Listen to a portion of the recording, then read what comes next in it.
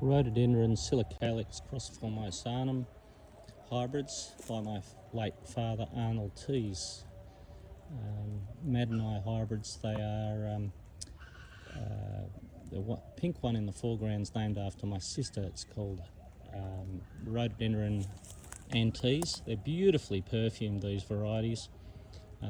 Exquisite plants. They can get a little bit lanky and leggy if you don't prune them once they're established, but don't prune them in the first 3 or 4 years at least.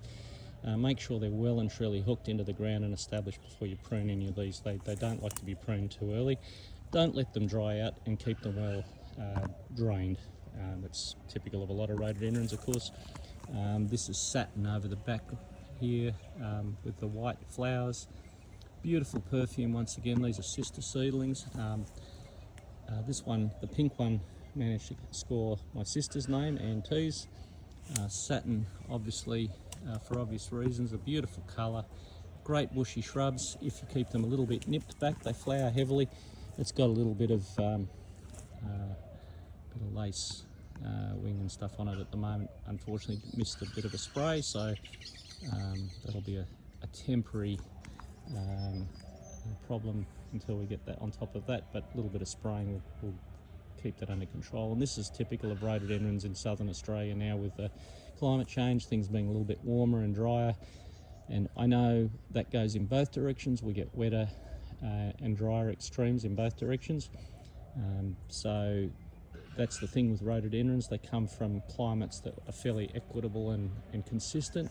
So southern Australia's can be brutally hot and dry, and can have extremes in other directions as well. So keep that in mind when you're choosing rhododendrons. The ones with the ingementum, or that sort of furriness on the reverse of the leaf, tend to be more resilient to some of the bugs that rhododendrons get with this warmer weather conditions that are appearing.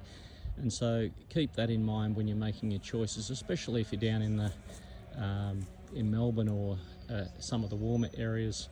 I mean, you're still going to have to put them in a south-facing position or in a woodland type conditions and keep them sheltered. A lot of the rhodos going to have to keep them well hydrated, so you need to do good deep spring summer watering as required, good drainage.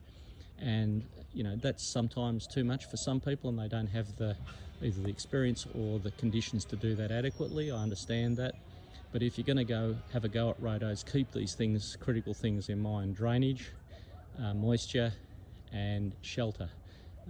And don't be afraid to spray your rhododendrons. If you're going to persevere with a lot of the old favourites, you're probably going to have to resort to some spraying to keep the bugs under control in these weather extremes.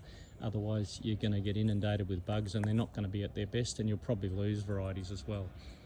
But if you do focus, if you just want to do a few varieties but don't want to get too wildly expansive, stick to your Yamina type hybrids, or any of the varieties with a bit of ingementum on the base of the leaf, because they'll certainly have a lot less bugs and are easier to keep healthy if you use all those other parameters like I've already mentioned earlier in the video.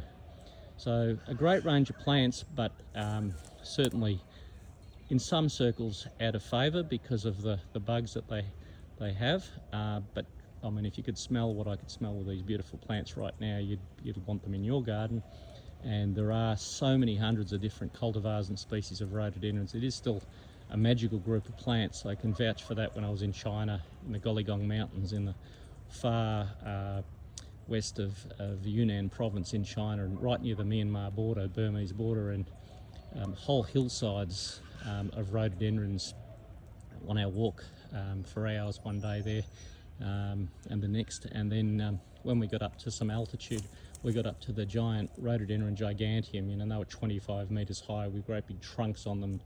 You'd think they were gum tree trunks, they were so thick. They'd been there clearly, I presume, hundreds of years, but beautiful plants in the national park there in the Golligongs, and a life-changing event seeing all those in the wild. Was just magical, plus all the other amazing Michelia, or now magnolias, mahonias, and all the other interesting plants that grew alongside them, Edgeworthias. There was a whole range of raft of interesting plants. And this is the thing about plants, it opens your eyes to so many things, so many cultures, and so much biodiversity. So it's a great hobby, a great interest. great passion, and people who get involved in plants and find a group of plants that they're passionate about, it can really be a life-changing thing. I think it's great for mental health. I think it's just great for people to have an excuse to interact with each other on some common ground, and I think plants are perhaps a really great non-threatening place for people to communicate. So I'm a big advocate for plants and gardening. I think it's also a physical activity, so good for body, mind and soul.